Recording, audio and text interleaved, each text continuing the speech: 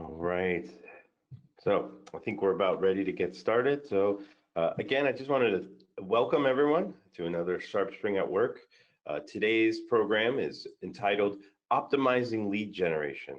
My name is Matt Sweeting, and I'm on the product specialist team here at SharpSpring. I will be your co-pilot for today's installment. I'm also joined by my teammate, Scott Silver. Hi, everybody. And we are really excited to also be joined by Devin Littlefield from Market Vantage. We are kind of continuing on with incorporating our partner. So, hey, Devin. Hey there, Matt. Hey, Scott. Thank you so much for having me. Awesome. Thanks so much for joining. I think that today is going to be a tremendous installment in our series. I find that this is going to really be an extension of the last SharpSpring focused webinar we ran, where we took a deep dive into campaigns. Devin's use case is really how he kind of expressed that by using a few of the specific content features. So it's really going to kind of broaden that perspective and give you just kind of a real life telling of the lead generation feature as a whole. So really excited. Thanks again for Devin to be joining us. So I think you're going to get a lot out of how they at Market Vantage really implemented some of our features. So as always, just going to go through a few things in terms of how the webinar is going to move forward. So we have a program today. Again, we're going to kind of spend a little bit of time just defining some of the aspects that we're going to touch on. So and we'll get into the agenda here in a moment, but please feel free to submit any questions that might occur to you as we're going through our program today. Just go ahead and submit them right on your GoToWebinar panel. We will address any and all of the questions at the end of our session today. If we do run out of time and we aren't able to address any of the questions that come through, we will follow up with you offline. So please feel free to send in as many things as you would like. We really encourage that discourse. I think that really allows you to get a little bit more out of the topic and the themes that we're touching on. Also, today's program is being recorded, so if anyone is not able to attend that you do work with that you think would find benefit from going through today's webinar, you will have access to that, and it'll also be documented in our partner portal for engagement at any point. Right, so again, really excited about today. So let's kind of get into what we're going to be touching on. We're really just going to start off with a summation of lead generation. Obviously, a really prevalent topic inside of marketing automation, and really a lot of what you're doing is kind of built to sustain and expand and be more effective in this. So we want to make sure that we understand that topic in all of its different formats. From there, we're going to look specifically at the two content pieces that Devin and his team really leveraged for success, and that's really forms and landing pages. So with our SharpSpring-based webinars, we're trying to spend a little bit more time in that. So Scott's going to go through and demonstrate a new advancement that we made, especially focusing on forms, something that hopefully all of you have seen, but today might be your first look at our new form styler. So really allowing you to present the conversion point that you think would have the most impact. So we're going to spend a little bit of time in-app. That's going to be super fun. Then we're really going to get to Devin, and Scott and Devin are really going to walk through how Market Vantage really leveraged specifically landing pages and forms to up their lead generation. But it's a really cool program that Devin helped put together today because it's really going to take you from start to finish. So you'll understand what they were trying to accomplish, what they used to get there, and then what the outcome was. So should be a really lively part of the program. Really excited about that. And then again, we're going to segue into our Q&A. So again, really good stuff all throughout. So without any further ado, let's get into it. So lead generation, obviously something that everyone should be concerned with. So I just wanted to make sure that we're all on the same page here. So lead generation is important for every aspect. Honestly, it's the fuel that drives a lot of what we're trying to accomplish with SharpSpring, right? The more people that you have access to, the more chance you have to succeed and make the kind of connections that end up being beneficial in so many different ways, right? So when you think about lead generation, you think about it as a tactic that you use to increase that audience or that number of people. So that's really what campaigns are, right? Remember, for those of you that were here 2 weeks ago, we really spent a lot of time talking about campaigns and how it really fits into the schema of SharpSpring, because it really is the organizational feature that allows you to kind of understand what's working and what channels people are using to connect with you, right? And that kind of dovetails into the why this is important, because it allows you to understand what success looks like, because you'll now have a tangible record of what source, what channel, what initiative from a quantity standpoint is producing the best outcome. And then also knowing that, and you'll see, especially a little bit later when Scott and Devin go through their program, you'll see how you can start to use that source, that campaign membership, to tailor how you're interacting with them. And that's an aspect that we didn't really get to touch on previously. And so I think you'll see some really compelling things start to come to light with that. So just to summarize, right, obviously lead generation, the more people that we connect with, the higher the chance we have to create long-lasting and sustaining relationships. And then not only that, the thing with lead generation is being organized and documenting how this happened, because that's how we really learn and grow from it. So again, we have a lot of different content pieces inside the application. So everything from emails to the social platforms, the chatbot.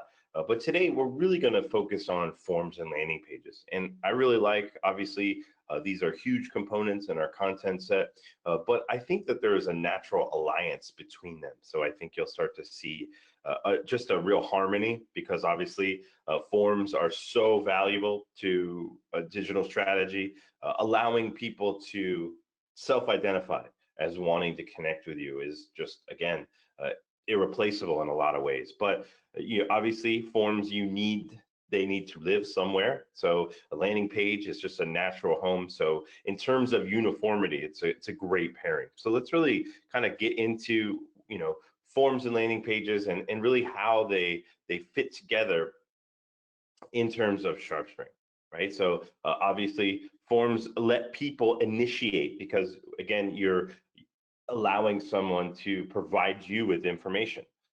That's great in so many ways, just from a very basic level. Remember, with using a SharpSpring form, anytime someone submits that form, a contact record is created for them. If they're already in your database, it's simply updated with that new information. So that's a win-win on both sides. You can also use forms to get a better understanding of who these people are, because obviously you're asking them for questions, you're asking them for information to be able to construct a messaging and respond and capitalize on what it is that they're kind of attracted to and looking for. And then this, obviously it kind of allows you to articulate more of a strategy in order to deliver things that will have more impact to them based on what they told you about themselves. And then obviously landing pages, they allow you to be just a little more focused in presentation. One of the things that I'm asked often is, why a landing page and why not just add another piece to my website? And that's a tremendous question and a great place to start with thinking about the value of landing pages. One thing that I personally really like about landing pages is it allows you to be kind of unique in your presentation, right? So sometimes there's a lot of validity in continuing your brand, your aesthetic, your presentation with your landing page, but sometimes it also gives you the ability to try something fresh, something new, because with your website and with your primary domain, you want to be uniform in presentation. So what I like about landing pages is it does also offer you a little bit of freedom in that context. And so also when you're moving forward with pages, you want to be focused in what it is that you want to accomplish, not only in a presentation and an aesthetic standpoint, but what it's built to do, right? Now, there's also a process base that you can use landing pages for. So for example, you know that inside of SharpSpring, there's no limit to the amount of pages that you can create inside of a landing page environment. So you can produce what we refer to as a funnel. And so you have a very directed progression. So if you have high value content on the second page of your landing page funnel, you require someone to submit a form in order to access it, right? So it's a very organized progression where both sides are benefiting from the interaction, right? And then ultimately, what I think landing pages really provide that a website doesn't necessarily provide is really that customization, right? Now, obviously, you can leverage our customization tools in your URL, in your website, but you have to have a little more coding acumen to really make that spin. So our landing page tool was really built to be user-friendly. So utilizing the front-end tools, you'll really be able to tailor that experience for each participant. So as people come to that page, right, we can use things like merge variables to personally greet them or acknowledge things that we know about them. And then we can also use things like dynamic content in order to produce pieces that we think will have more impact. So again, conversion tends to be a little more elevated when we are really presenting things in a more focused manner. Right, so let's talk a little bit about best practice, and I wanted to start to bring in Scott here. When you're thinking about constructing landing pages, Scott, I know that you're really big on less is more. So can you talk a little bit about that? You know, sometimes, you know, we get so excited when we're creating content that we really want to kind of overstuff things. So kind of take that vantage point and talk about just presentation from that standpoint. Yeah, absolutely. So like Matt was saying, and to kind of build on some of that foundation, one of the benefits of landing pages and one of the things that you should really focus on when you're in those initial stages of planning, you know, what kind of landing page you want to build is limiting that landing page to a specific goal. So one of the phrases I hear thrown around a lot is analysis paralysis.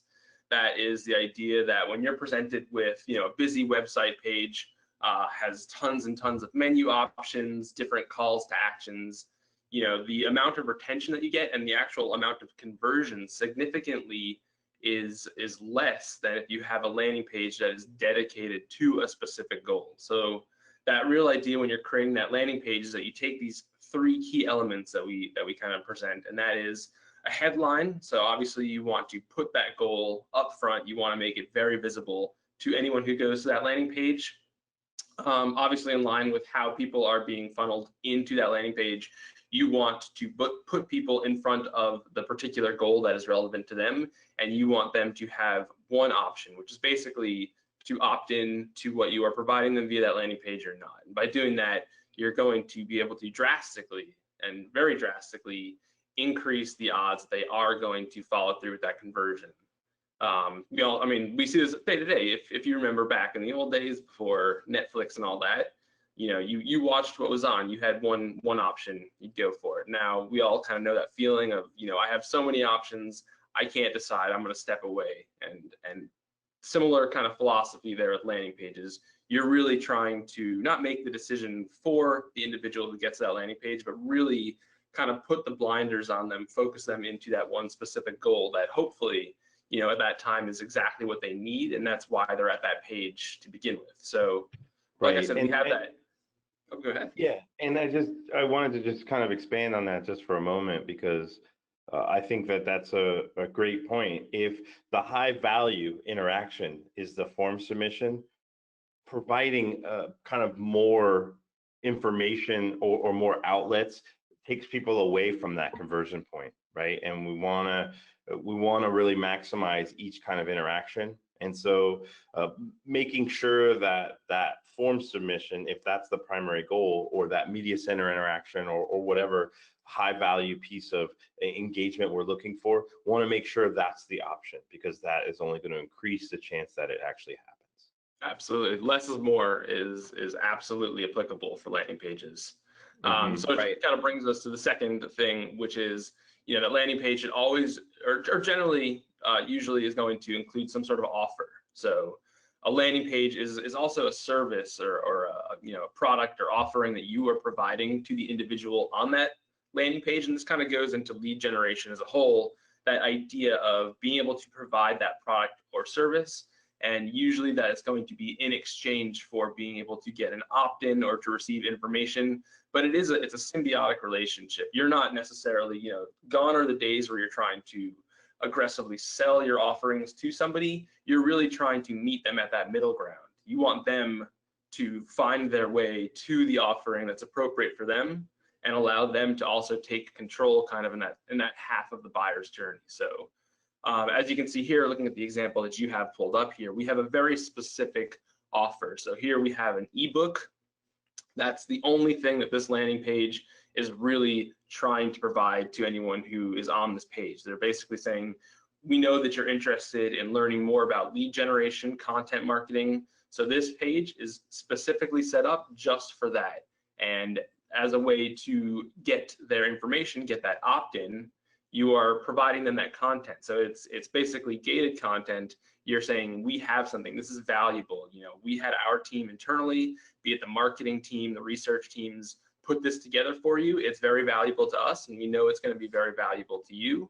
So because of that, we're going to basically exchange it for you in exchange for the information that you're providing us, obviously, which is, from the marketing standpoint, agency standpoint, being able to pull them into that buyer's journey, drop them into the sales funnel.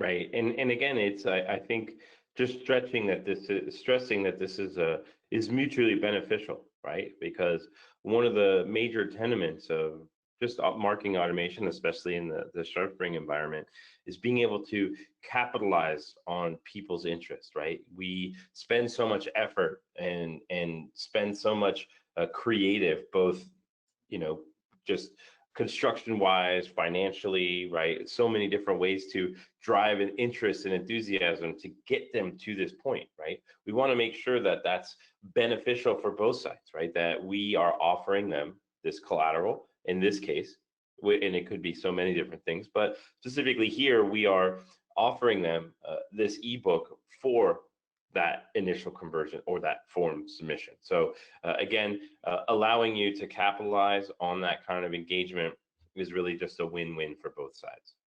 Yeah, and this also ties in, if anyone who's viewing today has been on some of our other webinars for things, for example, such as retargeting, we were talking a lot about perfect audience. This is really the other half of that. So when you're talking about retargeting, you're taking things like their web activity, you're identifying who your audience is, but then the landing page is really where you can push them to from that retargeting. Generally speaking, if you're pushing an ad to someone, you've identified their interests based on how they're interacting with your website.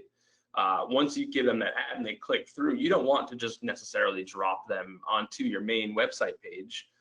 You really want to basically be able to say, we've front-loaded our interactions with this lead, with this information that we've gathered from them via their web activity. So in order to really make sure that we're able to get that conversion, add them to our contact base, be able to provide them, our product, services, any information that we think would be useful for them, we want to push them to that specific landing page. So landing pages are a great tool really for the inbound marketing, even things like digital ad strategies. This is really where you are driving those leads to.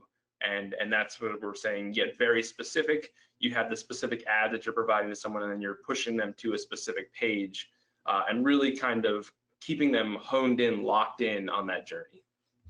Yeah, and I think that that's a great time to kind of transition. And we want to talk about what that conversion process looks like. Obviously, in this situation, what we're using for that conversion is a form. And so I'm going to turn it over to Scott in terms of walking you through actually how we can utilize the SharpSpring application in order to produce the most conducive form for that kind of conversion. Yeah, absolutely. So I'm excited today to talk about something came out a little while ago.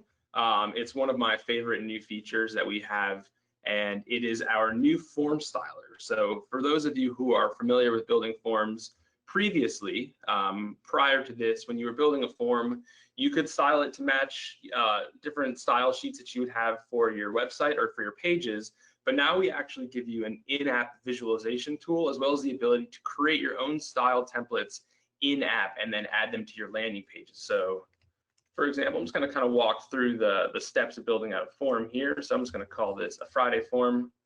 Go ahead and continue. So like I said, if you were familiar with what the form builder looked like previously, it is going to be a little bit different now, but the same general concepts are still going to apply. So you're still going to be able to add your fields here. So you can go ahead and say, I want to add a field for first name. I'm going to keep this one very simple today just for the sake of this example, but I'm going to go ahead and add the three most common fields that you're going to see, which are first name, last name, and then finally the most important field, the email address. But we also do have the options now. You can see we split it up in a couple different ways now. So we have our standard fields. We also have all of our custom fields here, so you can actually see, you can scroll down through the fields. You can take a look at what type of field they are, so you can actually see the little icon there, so showing things like drop downs, text areas, text boxes, radio groups, etc. But the really cool part that we have now is going to be the ability to adjust the style for it. So what I'm going to do is I'm going to go ahead and save the changes. That's going to make it so that those fields are applied to the form. I'm going to hop back over here, and now what we're looking at is called the visual styler. So what we have on the right panel here is going to be an actual live view of what that form looks like. So like I said previously, you were able to go to your CSS and then you could just upload the CSS directly here. So if you had your style sheet hosted on a web page, you could add it here. But the benefit of this now is that you can actually create those style sheets on the fly. So what I'm going to do is I'm going to go ahead and create a new style sheet. I'm going to call this Friday style. Go ahead and save that. And then the thing I really want to show off here is just quickly some of the different options that we have here. So what this is really going to do is it's going to save this as a style, and then you can apply this to any of the forms that you create moving forward. So the idea is falling in line with that branding. So if you have any kind of style guide that you're using for your agency, for your clients, for your company, this helps you create that style guide, being able to do it in a very easy way where you don't have to be a coder. You just have to be able to look at it and see what you'd like. And as you can see here, it's very easy just to granularly control any of those fields. So I can go ahead, I'm going to select this green option here, but then any of the other stylization options that you're probably familiar with in things like building out emails, the ability to change the fonts. So for example, if I were to go down to the label here, I could actually go ahead and I can change this. I know that Matt has kids, and this might be a little bit controversial, but Comic Sans is one of those options. Big fan. We're probably going to lose half of our viewership just by switching over to Comic Sans, but you can go ahead. The idea is that you can still customize every part of this, but the real benefit is that this is applicable to future forms as well, and the fact that you're actually able to view it directly in line. So you can see here, I can go ahead and update that. And then you can actually change the different styles for the different fields. So if you have something like a label field, you can go ahead, I can change the font size around that. So it's very dynamic, very reactive, where you can see in real time what these style changes are doing. Additionally, you can also make these style changes on the button as well. So you can change that button to be whatever you want. I can just make it say Happy Friday here. You can actually change things like the width, inline, change the height, and then obviously being able to change things like the font specifically for the button. And then really the idea is at that point, you can go ahead and I can save the changes. I'm about to create a styled preset, which means that I can apply this to any future forms. And now that form has been saved. So just to switch over and kind of show you how this ties into landing pages here, I have a very simple, just kind of fun landing page that we made here. I'm going to go ahead and actually refresh this page. And then the idea now is that I can hop in here. So if you've been in our landing page editor, you see the way that the content blocks are laid out. I can go ahead and I can take that form that I just built. So I just created that Friday form. But now the really cool thing is that we get these style options here. So I can keep this in line with the landing page theme. This is just going to use theme styles that are currently applied to that landing page and keep it in line. But additionally, now we have this option to change it. So now I'm switching it over to the form theme. Obviously, I'm not a designer, so don't hire me for my design skills. But as you can see, what we get here is we get the ability to actually have that style theme that we created dynamically introduce itself into the landing page form. So this is just a quick update to the tool that we really want that to show off. It puts a lot of that control in the branding and the stylization of those forms back into the hands of the designers. And the beauty of it, like I said, is that you don't need to be a coder. You don't need to have an arsenal of style sheets or CSS formats. It just allows you to create those and propagate those all within the application. So if you haven't spent any time building forms recently, I definitely recommend that you hop back in, take a look at this. It makes it a lot easier to really kind of enact your vision for what you want those forms to look like. So with that, hopefully you spend some time in the landing page builder itself. It's a really great way, like we were saying, to kind of set up that part of lead generation, being able to kind of front load that process so that you're able to create these specific landing pages. Very easy to do. We could probably do a full hour just on building out those landing pages, talking about some of the best practices in terms of things like content layout and style. But I think we're all pretty excited as well to talk to one of our agency partners, Devin, that we have on the line, and kind of go over some of the ways that he has used to be able to enact landing pages as part of his lead generation strategy. So I'm going to go ahead and switch this back over here.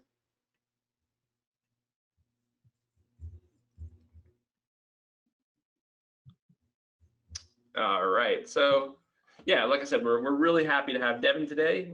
We've had a couple of Canadian partners, which we're really excited about, but now we're moving way down south to Vermont, which still staying close to the border. But Devin, thanks for being here today. You want to tell us a little bit about yourself and kind of your experiences with marketing?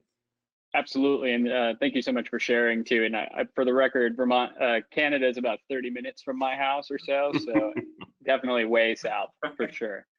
But yeah, I definitely don't have too many slides to share today, but I will talk about myself and Market Vantage just for a second. I've been in marketing since 2012. I went to school actually out in Alaska, which I think some people just find interesting. But I started in video production, and what I found through that experience of being a video producer for the university that I was going to is that you need to be a really good marketer in order to be able to tell a compelling story. So it was through video production that I started really kind of actually sharpening my teeth in marketing. I ended up getting an internship with an ad agency at some point about a year later after starting in on video production. So I was doing advertising and video. I also actually at that time at that agency sunk my teeth into marketing automation as well. Now I'm not going to say which platform I use, Confusionsoft. Sorry. But it was really interesting to be able to just get those different experiences. I think that's kind of created a more well-rounded background for me. So focusing on digital media, I have dabbled in on web development, and then of course email marketing, marketing automation as a whole, digital advertising, and then marketing strategy as well. So it definitely well-rounded in that experience, at least in my opinion. But yeah, it really helped me kind of integrate in with the Market Vantage team as well. So Market Vantage has been in existence since 2002. It started primarily as advertising, SEO, and analytics agency, but we expanded into marketing automation a little while after that. Our big focus for the agency has been on Google advertising, Facebook and Instagram advertising, LinkedIn ads, Twitter, Bing, so on. But I know that one of the focuses as an agency that we needed was the ability to kind of have a new growth area, a new service line for us to offer. And we wanted something that was compelling to kind of make customers a little bit more sticky. And that's when we found that SharpSpring was going to be the best solution for us. So we integrated SharpSpring or introduced it as a new service area in 2019. And, we haven't looked back. Awesome, and I know we have a use case that you have here. So basically, going back and talking kind of about landing pages and that idea, like you said, you're doing a lot of things like PPC. And then the other half of that is once you get those clicks or once you get those leads on your site. Matt, I think we had that example of one of the pages that Devin worked with where they were actually kind of really able to take and you can probably speak to this better than I can, Devin, but take what was previously kind of a little bit more spread out of a page in terms of its goals and its kind of guidance there, and using landing page builders to really zero in and be able to get specific. So instead of somebody hopping onto this page here, being able to kind of identify their needs and push them towards a specific goal based on how they interact. Yeah, spread out is a kind word to say for this page, I think. I can almost hear some moaning and groaning from different viewers that are listening to this right now through my window. This was actually one of the landing pages that we were pushing people on. It was obviously for a health sciences program. Now, in this particular case study that I'll be kind of talking through, this is a state-run community college, actually.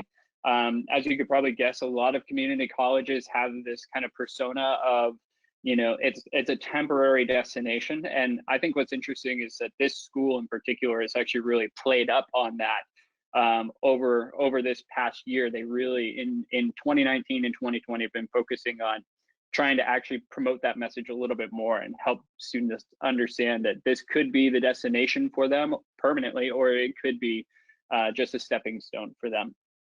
But as you can see, this was one of the landing pages that we had and that we were promoting. At the time when we started working with this client back in 2016, we only actually had 3 programs to work with: health sciences, as you see here, STEM, and online education, which online education is a little bit more of, think like a general education, right? Now, as you can tell, one of the big problems, and even something that Matt mentioned earlier, is that previous advertising we had done wasn't truly lead gen. I would not consider this a lead gen type page. And actually, this screenshot is not representative of how it looked last year. There wasn't even the apply now course offering or health sciences info sessions buttons. Those were all disappeared. So the only button that you had with health was that health sciences student handbook option. As you can see, too many different options on this landing page, not clear where to go. I think one of the other problems that they had was that they didn't have a way for people to be able to quickly get information. Your only options were to hit that apply now button, which is an untrackable form on our side of things, or it was with this academic request information form, which is actually, you can't even really get to it from this page. You have to go several pages in to get there. And there's about 30 form fields on that particular form. So quite a mess that we were dealing with. I do have some interesting conversion numbers that I'll share in a little bit, but unfortunately there's almost no comparison between how this page did with advertising versus how they're doing now with the new SharpSpring landing pages that we have implemented. And then just from go ahead.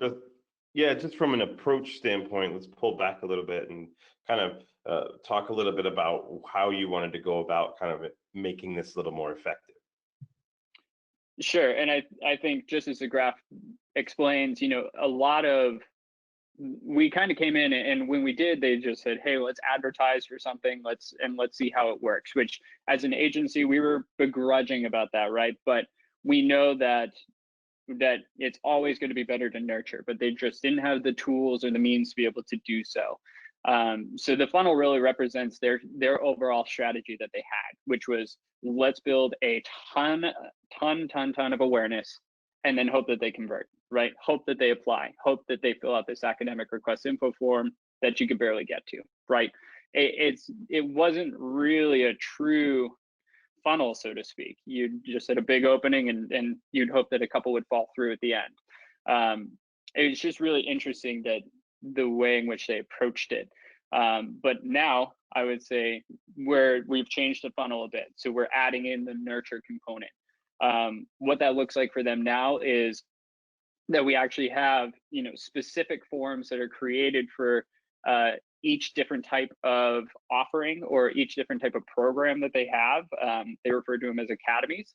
And as you can see, here's a good example of one. This is actually a lot of the same language from that health sciences page, So not particular to a download or an offer, though we're heading in that direction soon, but it's just giving people a lower barrier to be able to fill out a form, get in touch with somebody, and just get a little bit of information. That's all they wanted, or that's what we were finding that prospective students were wanting. The other thing then is that, of course, we've created nurtured follow-up. So from that, we actually have dynamic email content that goes out to folks that actually give them the exact, like a view book of the program that they're interested in. So in this example, you can see it's for an automotive technology program. Just getting people's whiskers wetted, a little wet, right? Just giving them a little sense of what the program is about. And of course, it's got some other dynamic elements as well. One screenshot that I didn't provide, but that's also been extremely effective, is actually having workflows that can auto-assign admissions counselors to prospective students, and then actually having emails being sent by SharpSpring to those prospective students that look like they're coming from that actual admissions counselor. So it's actually allowing kind of that personalized touch. It's in kind of a plain text formatting. We're actually seeing that those are garnering, upwards of 75% open rates, which has been fascinating for us, because they're being sent multiple times a day to whoever's filling out the forms. So it's been really interesting. There's definitely been a lot of challenges that we've had to overcome, but it's certainly, as the earlier graph showed, we've added in that nurturing component that just wasn't there before. And it's still early. It's still a little too early to tell, but we are seeing some really interesting results coming out of that. Of course, we're attributing all of the different advertising to the campaigns and the landing pages that we're pushing people to, and we're actually seeing what some of these Google ads and Facebook ads that we're running for them, how they're actually then converting people. And even if they're applying down the road, we're gathering some of that data now, and we're finding some interesting data points there. Yeah, and that kind of leads me into something that I like to talk about is we talk about running ads and things like retargeting and online marketing campaigns, and people are always looking at their numbers for that and talking about, okay, we've run these kinds of ads, our conversions aren't where we'd like them to be. And a lot of times, one of the first things that they look at is, where those ads are running and the content of the advertisements. But you also have to think about what happens, if they actually click on that ad. There's a whole other kind of half to that equation there. So that's kind of what I really like, especially about your example, is it really addresses, one of the things that, that kind of combination of working with the marketing team as well as the digital advertising team, and how that conversion goal really isn't just tied to the actual advertisement. It's tied to, how easy it is for the person clicking on that advertisement to be able to identify their needs, to be able to, identify what is being offered to them when they actually arrive at that destination. Right. We did actually find an interesting point, just from looking back historically at some of our advertising data. We actually found that, interestingly, advertising previously that we were doing for them, if they were to land on one of the original pages, they actually generally had lower conversion numbers, but they were on the pages longer. And we found that's because they were getting distracted, as Matt mentioned before. They were going into the menu options and then they were just leaving and not ever being, given a reason to come back to the site. Whereas all the landing pages that we're dropping people on, it has that specific intent. And I think that that's been really effective, of course, at just getting people into the database, and then the system and some of the emails that we've created will help nurture them further.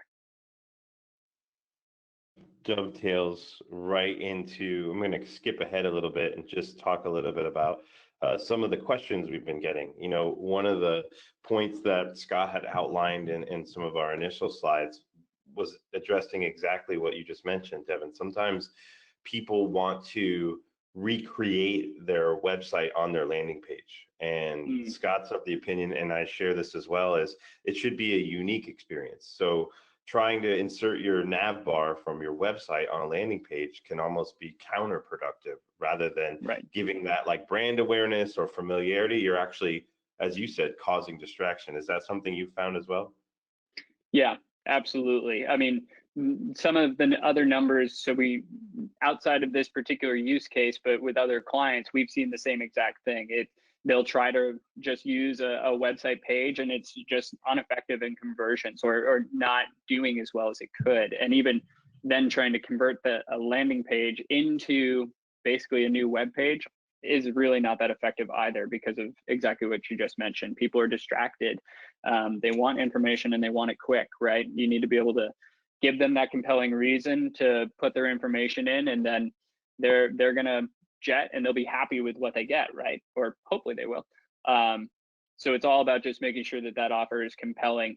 Yeah, and so I certainly agree. Cool. So we got a couple of really neat questions here, and I wanted to just throw this out kind of to both of you.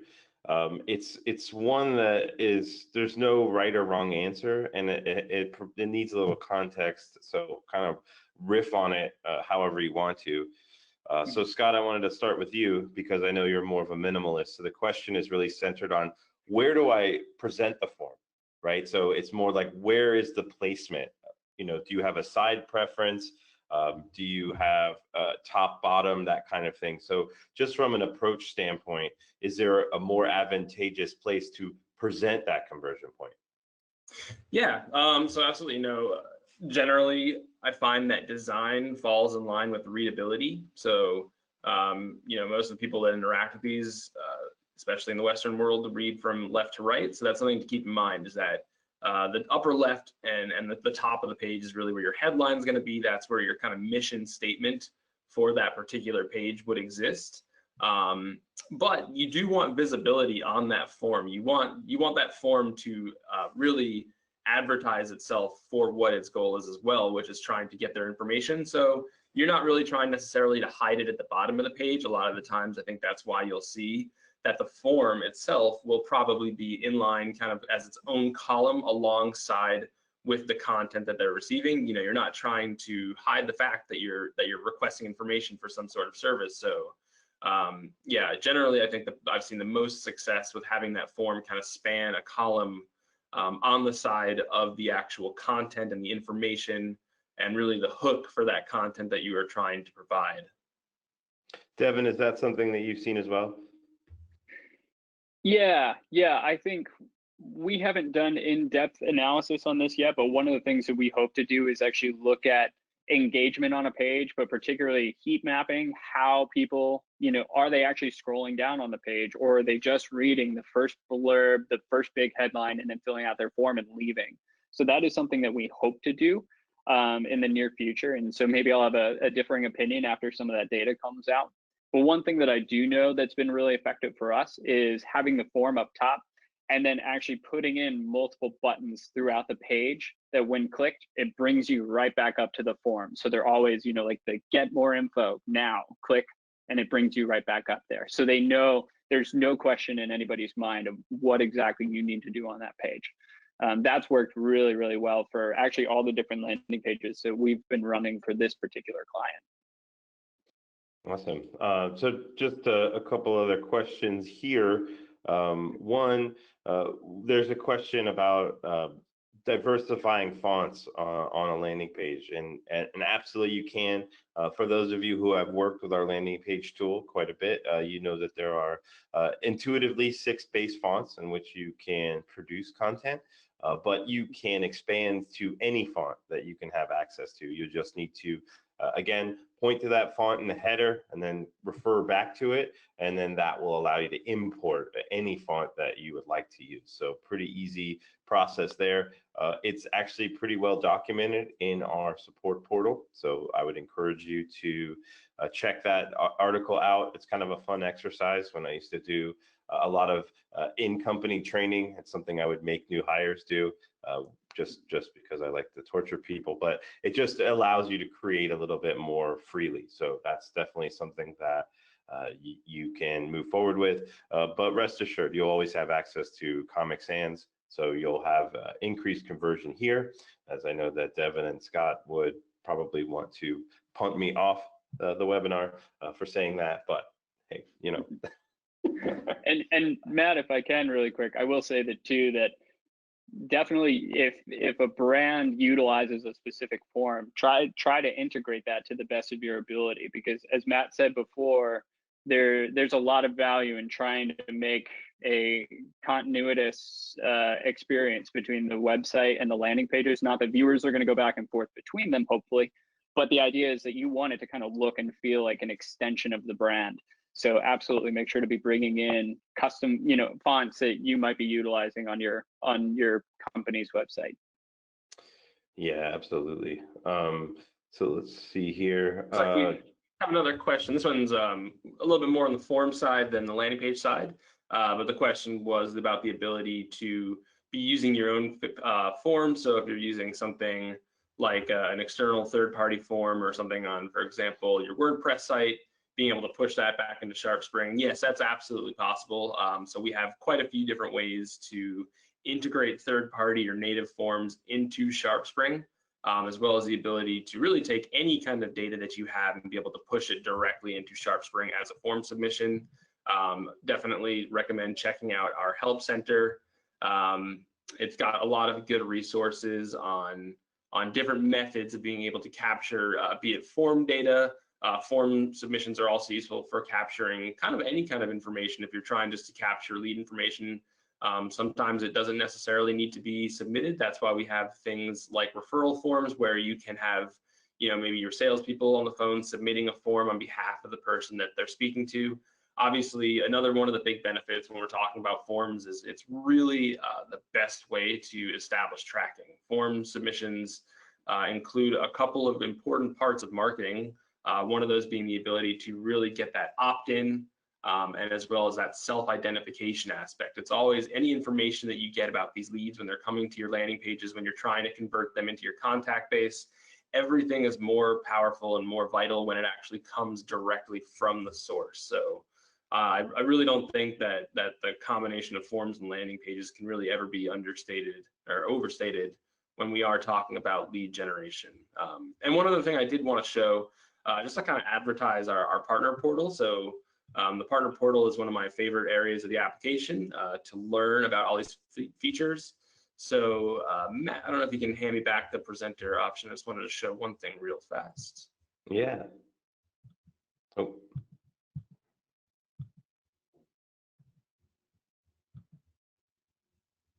Awesome. So let me go ahead and show a page real fast. Give me just a second here. But just to kind of show some of the options that we have available in that partner portal. So as you can see here, this is just some of the content. This is why I always really like to advise that you do check out our partner portal for things like we're talking about today. If you ever need any more in-depth information about the kind of content that we've been talking about on a weekly basis here, this is going to be one of your best friends and best tools in the marketing automation toolkit that we provide. So kind of resources such as this are some of the real benefits that you can find in the partner portal. It talks about everything that we talk about on these types of webinars and more. So this will give you information with statistics, really good kind of concise information that talks about things like how to design your pages, all obviously tied with some fun graphics. And the key takeaways are really good as well if you really want a concise understanding of a lot of the philosophies that we've been talking about. So I just wanted to take this time to kind of just talk about the partner portal as well, and just recommend, if you haven't spent any time in there, or if you haven't been there for a little bit, always remember to check back. We're always adding new content, revising the content that we have there. Obviously we have things like the help documentation, which gets just more on the technical side, but if you're looking for more of the context, more of the kind of discussion guidance for that, all of that kind of information can be found within the partner portal there. Yeah. So Devin, I just wanted to also follow up. You had kind of mentioned you saw some compelling analytics when you were running some of these new programs. Can you speak to at what point you started to deliver outcomes to the client and what you found to be the most persuasive? Good question. Very good question.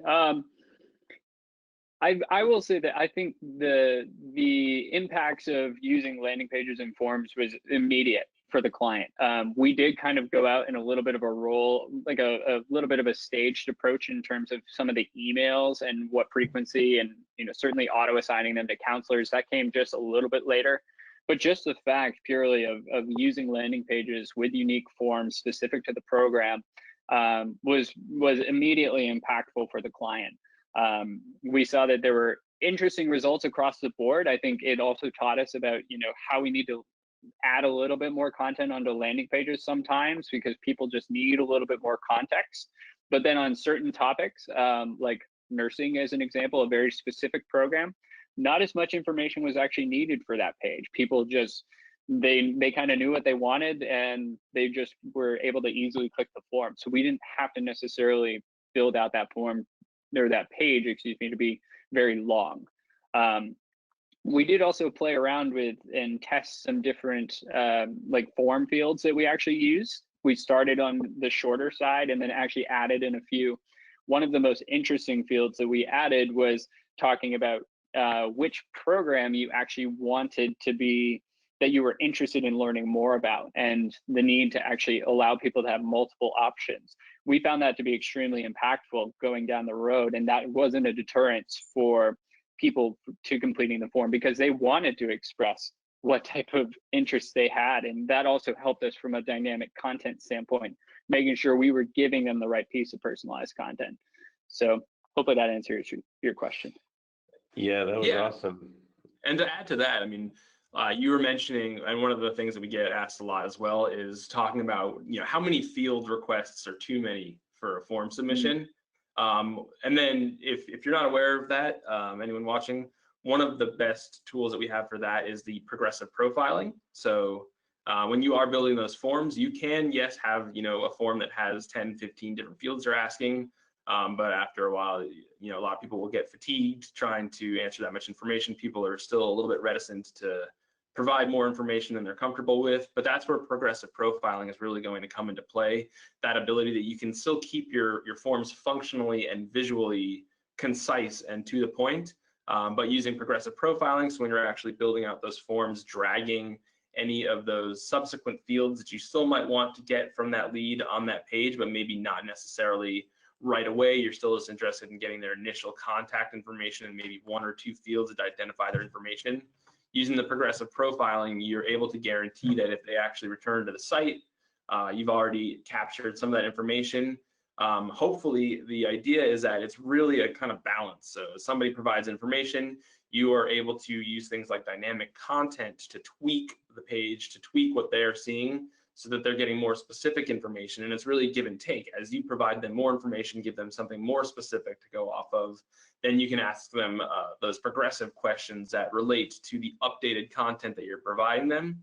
And that's really the whole paradigm shift with marketing automation and lead generation, over the past decade, is that idea where you're just not pushing out content and asking for information. It's really a give and take. You're working kind of in tandem with the actual leads themselves to provide the most efficient experience. The idea as well that you're also trying to front load a process for your sales team. So all this that we've been talking about is marketing, but this all ties into, the more information that we're getting from them. Not only does it benefit the leads that you're pulling into your site, but it also is benefiting, if you have a sales process, anything that's going on within the opportunity pipeline, you're front loading that process so that the actual movement through that, the idea of getting to that conversion process, is going to be so much quicker and more painless for everyone involved, be it the leads or the sales team or the marketers. Yeah, Scott, that's a great point. And I think with that, we're going to kind of start to wrap it up here. For those of you who asked a question we weren't able to address, we will absolutely follow up with you after this is over. Again, we are recording this, and so we will be sending out a version for all of those that are in attendance, plus it'll be accessible inside of the partner portal.